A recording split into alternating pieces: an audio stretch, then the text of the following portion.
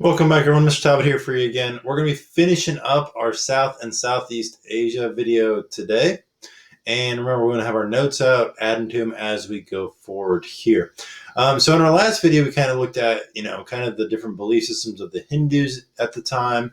And with that, we kind of saw they had the caste system. We also looked at kind of Islam's pushing in, able to conquer because of the division of Asia. What we didn't talk a whole lot about was Southeast Asia. And we're only going to touch briefly on Southeast Asia in this because we're going to hit the kingdoms that developed there when we get it kind of into the Indian Ocean. So that comes a little in our next unit. Anywho, the one thing I do want to mention, though, is that there's huge religious diversity today in Southeast Asia that can trace its back through world history. And we'll see kind of, this is, Indonesia down here, Malaysia, Vietnam, and India's over here kind of to the left. And so trade's a huge part of this. We saw that with China. We're going to see that as we get into the Silk Road later. And all that's happened at the same time. That's how these religions are getting there. So this is happening more by trade than by military conquest. But your trivia question you'll always know now, hopefully, if you ever get asked it, and you make lots of money, remember me, please, is if they ever ask you, in what country would you find the most Muslims, it's actually not in an area we studied in Dar al-Islam, which is weird. It's not actually going to be where Islam was founded. The country with the most Muslims in the world is Indonesia. The second one is Pakistan, which borders India. We're kind of talking about the spread into this area. And then the third is India. Now, part of that is, just where lots of people live. There's certainly lots and lots of Muslims in, 31 million people is still a lot in Saudi Arabia, but just with the way populations are today, you will find a lot more Muslims living outside of traditionally Muslim area, and a lot of them are in the South and Southeast Asia. The next thing I want to talk about is, though, yeah, they got all those people to convert eventually, but if, the majority of the population is still going to remain Hindu. And the reason that happens is Islam and Hinduism, they just don't go together very well. And so Muslims have problems ruling over it. First off, they're a long way from where Islam started on the Arabian Peninsula. So that's kind of from a control, kind of where the main leaders of the church in Islam are going to be. That's going to be part of it. You've also, when you say, hey, by the way, one of our 5 pillars of Islam is you need to make a pilgrimage to Mecca, and this is a time before planes. How the heck are you supposed to get there? So that's going to be part of it. But another big one is, Hinduism has been around for 3,000 stinking years. Islam's much younger. Hinduism is very, very polytheistic, meaning many gods, like hundreds of them. Islam is monotheistic. They've got the one God, Allah. So you say, hey, you guys know how you believe in hundreds of gods that do all this different stuff? That's actually just one guy or one thing, one being. That doesn't go together. Muslims also, there's some bad blood. They're going to come and they're going to persecute. We'll get some of that. They're going to kind of they're going to take over Hindu and Buddhist temples, take all the valuable stuff. And as you might imagine, that's not really a great way to get people to convert to you, particularly those from those upper classes and upper castes that we saw. Again, they get some from the lower, poorer class because, they got nothing to lose.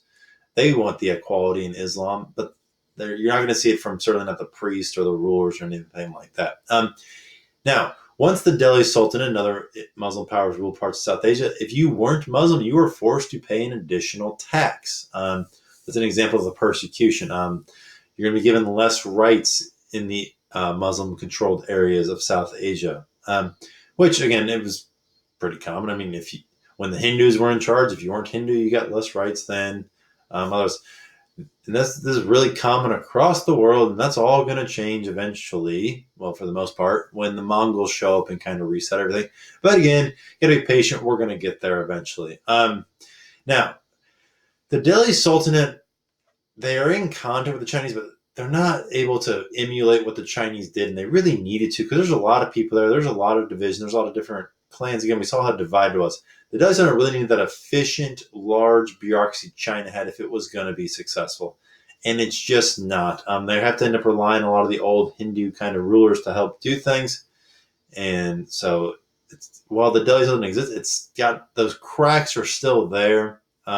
which is going to allow another power called the Mughals to come to power. And if you look at the name, you're probably not shocked to learn the Mughals are related to the Mongols, but worry not, we will get to the Mongols soon. Now, Buddhists are going to convert more. Buddhism was kind of being booted out of India by the Hindus. There was some corruption in the Buddhist faith, similar to what we're going to see happen in Europe with the Protestants when you have corruption in the Catholic Church. So if your faith and the leaders of the faith are doing bad stuff, well, people are going to start to leave the faith. That happens kind of Buddhism here, as well as the persecution they were already facing from the Hindus. Well, now it's like, hey, these Muslim powers came in and kind of kicked the Hindus out of power, and the Hindus are beating us up, so let's become Muslim. Let's start following Islam. So we'll see some stuff there.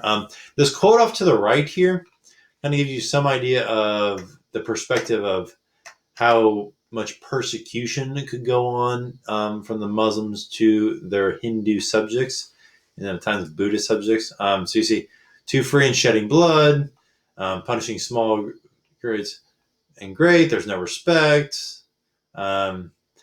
Every day there are brought to the audience hall hundreds of people chained, pinioned, and fettered, and they are executed, tortured, and beaten. So this is a challenge for them getting converts when you treat people like that.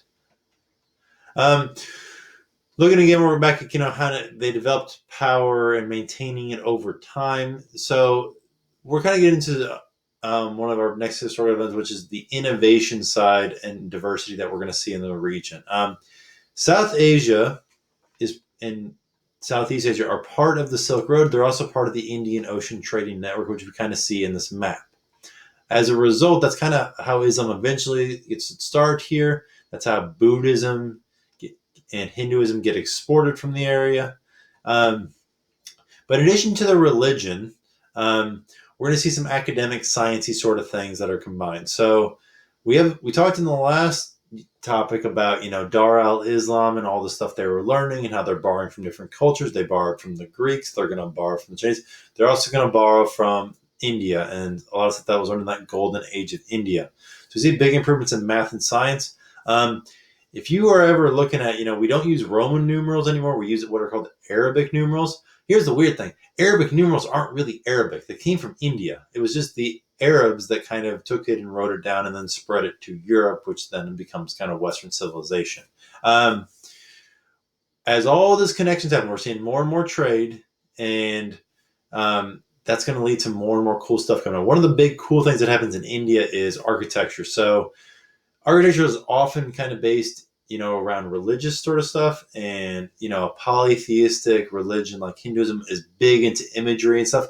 Islam is very not. Islam is into very much uniform type stuff. So it's really cool if you see some of the stuff from this time period in India that kind of combine both. So we like imagery and unique stuff, but it's also got to be uniform. So how do we make it all? So it's kind of some cool stuff. And there's some videos in the playlist that kind of give you some idea of some of those things. As we're summarizing here, this whole big unit, big thing, hopefully you've understood it. Islam's coming into this place where Hinduism and Buddhism were established really well. There's conflict when that happens. India had very decentralized government power, all those different kingdoms, all the different fragmenting of it.